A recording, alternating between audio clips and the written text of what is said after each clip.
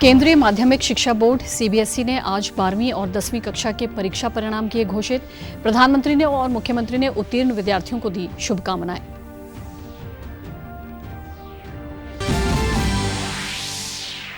प्रधानमंत्री नरेंद्र मोदी ने गुजरात के गांधीनगर में 4,400 करोड़ रुपए की विभिन्न परियोजनाओं का किया शिलान्यास और उद्घाटन।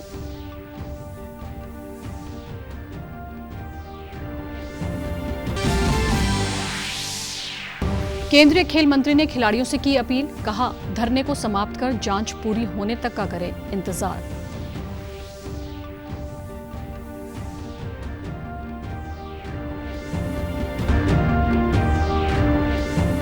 और राज्यपाल बंडारू दत्तात्रेय ने पंचकुला के राजकीय स्नातकोत्तर महाविद्यालय के 27वें दीक्षांत समारोह में की शिरकत, कहा ज्ञान ही जीवन की वास्तविक शक्ति।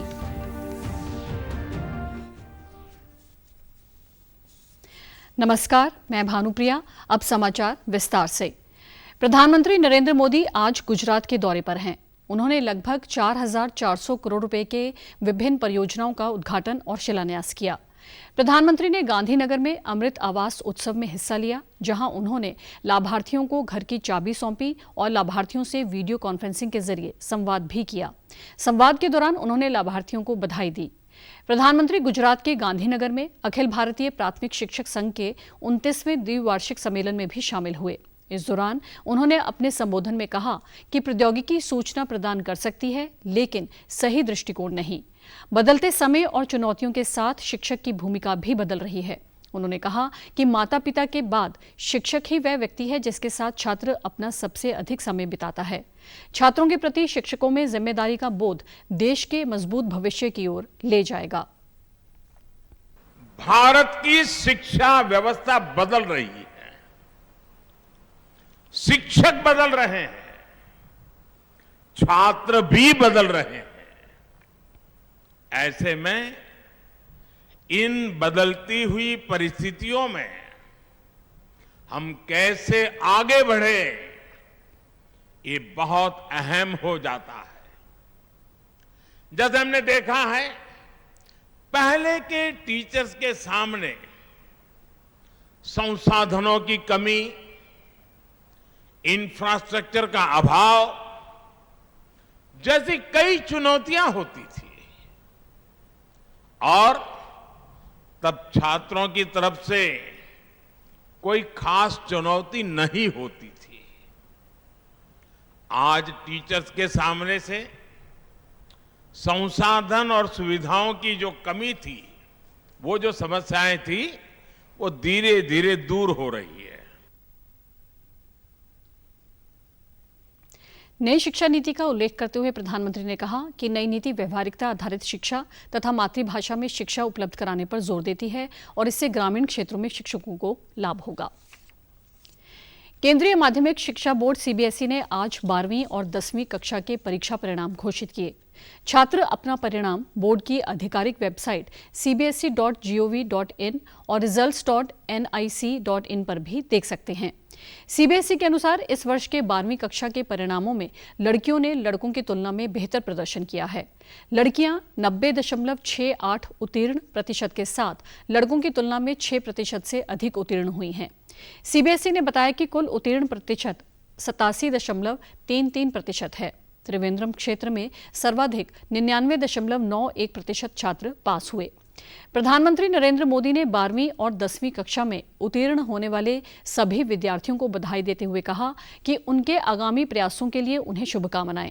उनका एक उज्जवल अकादमिक करियर हो और वे कक्षा से परे अपने अन्य जुनूनों को भी पूरा करें। मुख्यमंत्री मनोहर लाल ने ट्वीट कर 12वीं और 10वीं कक्षा में उत्तीर्ण होने वाले सभी विद्यार्थियों को शुभकामनाएं देते हुए कहा कि आप सभी का भविष्य उज्जवल हो तथा आप अपनी ऊर्जा, प्रतिभा व सकारात्मकता से नव भारत के निर्माण में सक्रिय योगदान करें व अपने अपने अभिभावकों को गौरवान्वित करें। केंद्रीय खेल मंत्री अनुराग सिंह ठाकुर ने कहा है कि दिल्ली में धरना दे रहे खिलाड़ियों ने कमेटी की मांग की थी, जिसका गठन कर जांच की गई। पुलिस को भी एफआईआर दर्ज करने को कहा गया। उन्होंने एफआईआर दर्ज की। उच्चतम न्यायालय ने मामले को खारिज करते हुए आगे की कार्रवाई के लिए खिलाड़ियों को निचली अदालत में जाने की बात कही। खिलाड़ियों ने जो बातें रखी वो पूरी हुई हैं। उन्होंने खिलाड़ियों से अपील करते हुए कहा कि वो अपने धरने को समाप्त कर जांच पूरी होने का इंतजार करें।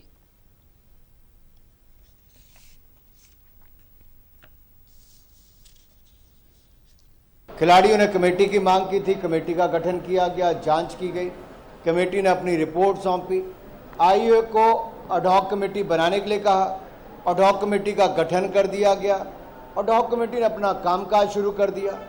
अब पुलिस को एफआईआर दर्ज करने की किया, पुलिस ने एफआईआर दर्ज की है।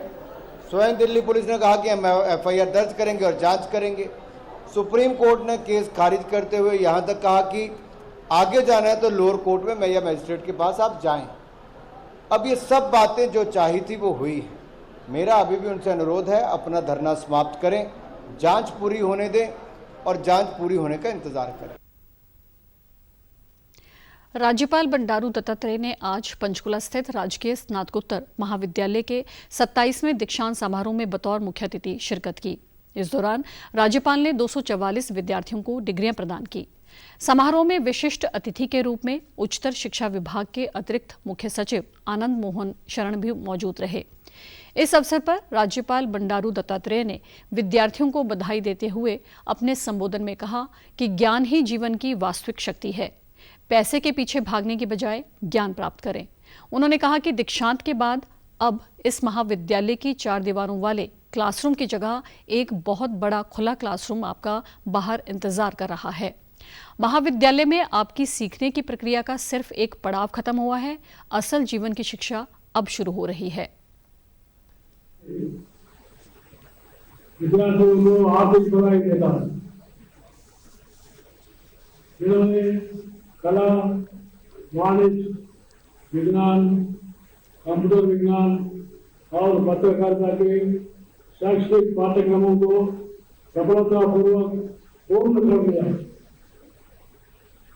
राजकीय महाविद्यालय के 27वें दीक्षांत समारोह में मुझे आप सभी के बीच में आकर बहुत ही खुशी का अनुभव हो रहा है। भाजपा के प्रदेश प्रभारी बिप्लब कुमार देव ने कल कुरुक्षेत्र में भाजपा युवा मोर्चा द्वारा आयोजित युवाओं का संकल्प भाजपा ही विकल्प कार्यक्रम में शिरकत की। उन्होंने इस अवसर पर युवा मोर्चा प्रदेश कार्यालय का उद्घाटन भी किया। कार्यक्रम को संबोधित करते हुए उन्होंने कहा कि आज के युवा देश के भविष्य की आशा और ताकत हैं। कोरोना काल में युवा मोर्चा द्वारा किए गए सामाजिक कार्य बेहद सराहनीय और प्रेरणीय हैं। पिछले 9 वर्षों में युवाओं को सशक्त और समृद्ध बनाने के लिए मोदी सरकार ने शिक्षा के क्षेत्र में अभूतपूर्व कार्य किया है। हरियाणा सरकार द्वारा भी पारदर्शी भर्ती प्रक्रिया के तहत 1 लाख युवाओं को बिना किसी भेदभाव के सरकारी नौकरी दी गई है और आगे 65,000 नौकरियां और देने की योजना है। भाजपा युवाओं की जरूरतों और आकांक्षाओं को सर्वोपरि रखती है। जानना चाहिए हरियाणा में, प्रदेश में 1 लाख के आसपास युवाओं को नौकरी इस प्रदेश में हुई है। सी और डी ग्रुप में इस बार बजट में और भी 65,000 युवाओं को नौकरी देने की बात कही गई है। और इस कारण से युवा मोर्चा के लोग जब कहीं बात करेगा तब कोई कॉलेज स्टूडेंट के साथ बातचीत करते समय बोलेगा, भाई हमारा ट्रांसपेरेंट गवर्नमेंट है, आपके अंदर मेरिट हो तो आपको नौकरी जरूर मिलेगा। मैं आपके साथ हूँ, राहुल आपके साथ है, धनखड़ जी आपके साथ हो, तब जाके आपके साथ नौजवान जुटता है। वहीं प्रदेश अध्यक्ष ओम प्रकाश धनखड़ ने कहा कि अधिक से अधिक लोग पार्टी से जुड़े, क्योंकि हमारी पार्टी के काम में ही भारत की मिट्टी की सौंधी सुगंध है। भाजपा सरकार के आने के बाद गीता महोत्सव आज अंतर्राष्ट्रीय स्तर पर मनाया जा रहा है, क्योंकि इस पार्टी के काम में ही भारत की मिट्टी की सौंधी सुगंध है। यही पार्टी है जिसके आने के बाद गीता का महोत्सव विश्व स्तर का होने लगा है। उप मुख्यमंत्री दुष्यंत चौटाला ने आज उचाना हलके का दौरा किया। उन्होंने ग्रामीणों से बातचीत कर उनकी समस्याओं को सुना। इस दौरान उन्होंने गुरुकुल खेड़ा गांव में एक पत्रकार वार्ता में कहा कि गांव को देश के मॉडल के रूप में विकसित किया जाएगा। गांव के लगभग सभी घरों में सोलर पैनल लगे हुए हैं।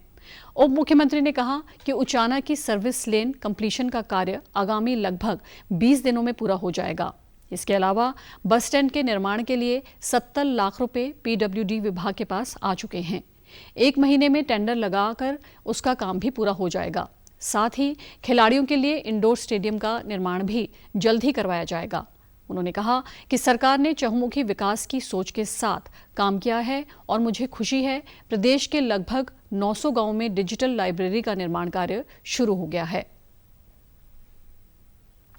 प्रदेश में चहुमुखी विकास हो, इस सोच के साथ हमारी सरकार ने काम किया है और मुझे तो खुशी है कि अब हरियाणा में 900 के लगभग गांव हैं जिनमें हमने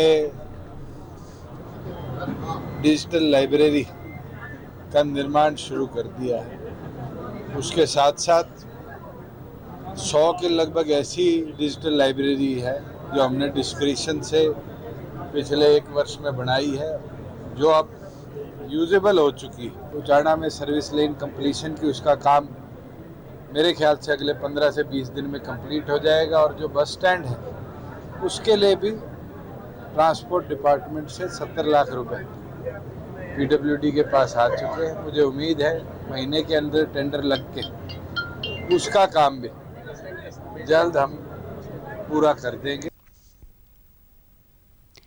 नूंह जिले की मंडियों में आज सरसों की खरीद सुचारू रूप से की गई। मार्केट कमेटी के सचिव ऋषि कुमार ने बताया कि कल 37 किसानों से 748 क्विंटल सरसों की खरीद की गई थी। आज मंडी में तकरीबन 50 किसान लगभग 600 क्विंटल सरसों लेकर आए हैं।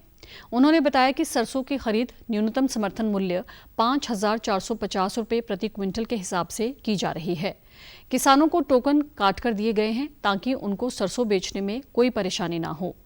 गौरतलब है कि सरकार ने 11 और 12 मई को प्रदेश के नूंह, भिवानी, चरखी दादरी, महेंद्रगढ़, झज्जर और सिरसा जिलों में दोबारा सरसों खरीद करने का निर्णय लिया था। इसमें कल हमारे पास 748 कुंटल सरसों की खरीद ट्रेड एजेंसी ने करी है और 37 किसान थे हमारे पास। 37 गेट पास जारी किए गए हैं। किसी प्रकार की कोई समस्या नहीं आई, बिल्कुल स्मूथली काम चल रहा है। अभी आप मंडी में घूम फिर देख सकते हैं, किसी किसान को कोई समस्या नहीं रहती है तो हम बैठे हैं यहाँ पे समस्या का समाधान करने के लिए। और आज अभी तक 50 किसान आ चुके हैं और लगभग 600 कुंटल के आसपास सरसों अभी आई है। खरीद का काम अभी शुरू किया जाएगा कि थोड़ी सी नमी वगैरह इसमें सुखा ले किसान अपनी सफाई करके। किसानों ने खुशी जताते हुए कहा कि सरकार ने 2 दिनों के लिए सरसों की खरीद के लिए जो छूट दी है वो सराहनीय है। साथ ही किसानों ने सरकार से सरसों खरीद की समय सीमा 1 या 2 दिन और बढ़ाने की भी मांग की। सरसों ले गया वो मंडी अब खुली है जी 2 दिन के लिए, बढ़िया मिल रही है जी। इस टाइम क्या रेट मिल रहा है? वो सरकारी मिल रहा है जी 5450, ना कोई दिक्कत ना है जी। बढ़िया मिल रही है जी, बढ़िया सरसों की दाल ला रहे हैं जी किसान भाई, बढ़िया लग रही है जी। 5450 रुपया में 78 सरकार का ऑर्डर है जी। यही बात है जी, बहुत बढ़िया काम हो रहा है। सरकार ने दोबारा ऐसी खरीद करी है, खूब खुशी मनाई है किसानों ने। हाँ, सरकार की बहुत अच्छा रेट मिल रहा है सरकार की तरफ से। प्रदेश सरकार द्वारा राज्य में मुख्यमंत्री परिवार उत्थान योजना के अंतर्गत ग्रामीण अंत्योदय मेलों का आयोजन किया जा रहा है। इस कड़ी में फतेहाबाद में ये मेला आयोजित किया गया, जिसका उद्घाटन अतिरिक्त उपायुक्त डॉक्टर ब्रह्मजोत सिंह ने किया। मीडिया से बातचीत में उन्होंने कहा कि फतेहाबाद जिला अंत्योदय मेलों के माध्यम से लोगों को स्वरोजगार मुहैया करवाने में प्रदेश में प्रथम स्थान पर है। इन मेलों के द्वारा जिले के 80% से अधिक लोगों की आमदनी 1,80,000 से अधिक हो गई है। उन्होंने बताया कि योजना के लाभार्थियों को प्रशिक्षण देकर सरकार द्वारा रोजगार के काबिल बनाया जा रहा है ताकि वे गरीबी रेखा से ऊपर उठकर अपना जीवन यापन बढ़िया ढंग से कर सकें। सरकार द्वारा योजना के लाभार्थियों को ऋण देने की व्यवस्था भी की गई है। डिपार्टमेंट एक जगह एकत्रित होकर हम उनको ये बताते हैं कि आपके लिए उनका प्रोफाइल देखें कि आपके लिए कौन सा काम सूटेबल रहेगा ताकि उनकी इनकम का जरिया परमानेंट बन सके। तो सरकार की ये मान्यता है कि अगर हम इनको अपॉर्चुनिटी देंगे तो ये उस बिजनेस में आएंगे, ये अपने आप को ट्रेनिंग देंगे। और ये जो हमारा एम है वो है कि हर परिवार एक साल में 1,80,000 से ज़्यादा रुपए कमाए। फतेहाबाद के अंदर जो हमारा आज तक का टर्नआउट है वो 80% है, जो कि हरियाणा में सबसे ज़्यादा है। और हम उम्मीद करते हैं कि हम इस 80% को और ज़्यादा बढ़ाएं। मेले में आए पात्र व्यक्तियों ने कहा कि उन्हें विभिन्न कार्यों के लिए सरकार की ओर से ऋण मुहैया करवाकर प्रशिक्षण दिया जा रहा है। इसके लिए वे सरकार का धन्यवाद करते हैं। ਅੱਜ ਅਦਿੱਧ ਮੇਲੇ ਵਿੱਚ ਸਰਕਾਰ ਨੇ ਬਹੁਤ ਵਧੀਆ ਸਕੀਮ ਚਲਾਈ ਹੈ, ਜਿਹਦੇ ਵਿੱਚ ਵੀ ਹਰ ਪਿੰਡਾਂ ਦੇ ਲੋਕ ਸਰਪੰਚ ਮੈਂਬਰ ਜੋ ਵੀ ਸਭ ਆ ਕੇ ਉਹਦਾ ਯਾਨੀ ਕਿ ਫਾਇਦਾ ਚੱਕਿਆ। ਵੀ ਜੇ ਹਰ ਚੀਜ਼ ਦੇ ਮੰਨ ਲਾ ਕੋਈ ਜਿੰਨੇ ਵੀ ਕਾਰਿਆਂ ਨੇ ਸਰਕਾਰ ਚਲਾ ਰਹੀ ਹੈ, ਇਹਦੇ ਵਿੱਚ ਬਹੁਤ ਲੋਕਾਂ ਨੇ ਲਾਭ ਉਠਾਇਆ। ਇਸ ਤਰ੍ਹਾਂ ਦੇ 6 ਮਹੀਨਿਆਂ ਬਾਅਦ ਚੱਲਦੇ ਰਹਿਣ प्रोग्राम। भारी संख्या में बहुत अलग अलग गाँव से सभी यहाँ लाभार्थी आए हुए थे और उन्होंने अच्छा लाभ प्राप्त किया। यहाँ अलग अलग डिपार्टमेंट्स के यहाँ पे लगे हुए थे स्टॉलें, यहाँ पे अच्छा देखने को मिला है। जैसे बागवानी विभाग से मधुमक्खी पालन का और जैसे सीड्स के बारे में और हरी ट्रैकिंग और काफ़ी अंत्योदय मेले में काफ़ी सहयोग मिल रहा है। समाचारों में आज इतना ही। नमस्कार।